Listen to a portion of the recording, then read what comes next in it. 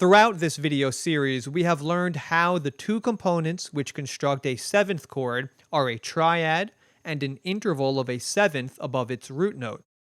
A half-diminished seventh chord is called so because only the triad component is diminished, while the interval of a seventh is minor.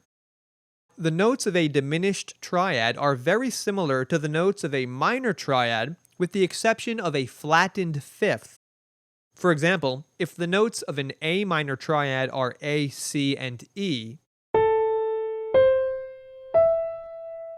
then the notes of an A diminished triad would be A, C, and E flat.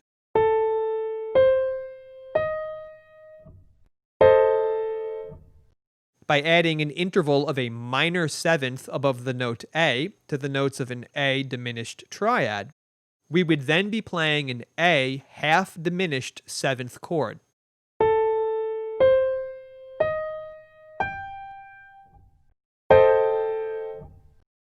Likewise, the notes of a D diminished triad are D, F, and A flat.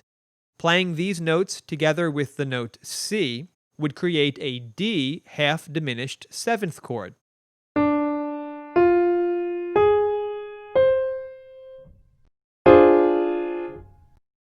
Another name for a half-diminished seventh chord is minor seventh flat 5. In other words, a half-diminished seventh chord may also be looked at as being a minor seventh chord with a flattened fifth. Here are the notes of a C minor seventh chord.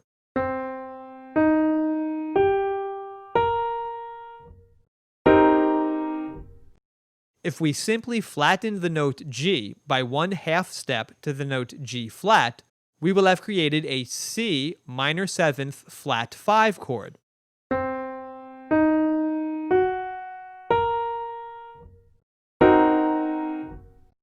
In that same way, the notes of an E minor seventh chord are E, G, B, and D.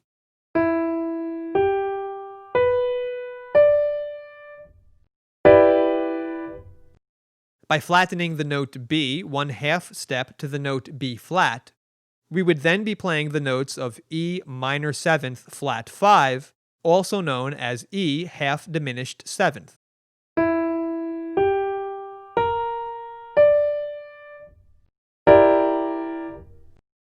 Another way to construct a half-diminished seventh chord above any given note is by following a specific pattern of intervals. The interval pattern which constructs a half-diminished seventh chord is minor third, and major third. For example, an interval of a minor third above the note B is the note D.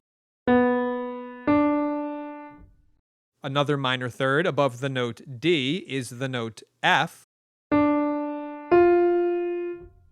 And an interval of a major third above F is the note A. Here we can see that the notes of a B half-diminished seventh chord are B, D, F, and A.